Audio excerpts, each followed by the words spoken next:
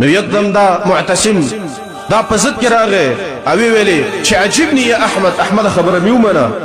دا یوه خبره دی چې قرآن مخلوق دی پرېږدم د خلارې په مزې کې امام احمد ابن حنبل امدا غږ کوي چې القرآن کلام الله غیر مخلوق قرآن د الله کلام دی او مخلوق نه دی دی معتصم ویلي جلادین راوغختل د درو والا او امام احمد ابن حنبل په تخته باندې څملو او دا جلادین راوستل او دوی وتون خطل امام احمد ابن حنبل باندې گزارونه شروع کړل دغه سخت گزارونه به کول چې د گزار سره سره د امام احمد ابن حنبل د بدن نه جامو جدا کیږي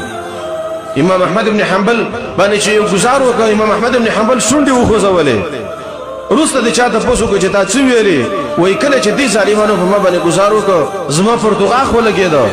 او پرتګاخ مې وشلیدو ما شونډې وخوځولې چې الله کفدی عقیده کې نن په حق باندې ولاړې ما یا الله پرتګاخ مې په خپل قدرت سره کلکې د خلکو ته مې ونه شرمې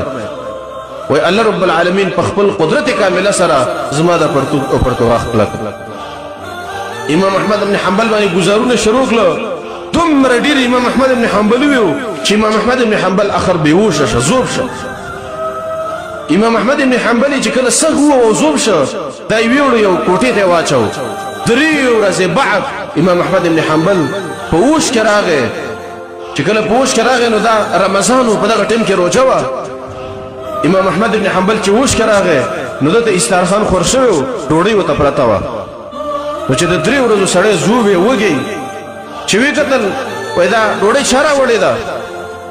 وای د خلکو ورته ویل چې دا د حکومت ډوډۍ نه ده ستاسو تر د اسحاق ابن حنبل هغه تعالی دا ډوډۍ راوړې ده او دا ډوډۍ ته وخوره امام احمد ابن حنبل ویل دا ډوډۍ زه نه خورم خلکو ته ویل ولې وای زما دا تر چې دا په حکومت کې چارواکي دی او حکومت والا به تنخواه ورکړي حکومت به بچا باندې ظلم کوي او د ظلم پیسې به یو دیس ماته نه ورکړي او دی په دې کې د ډوډۍ پر راوړې ده او زه دا ډوډۍ نه خورم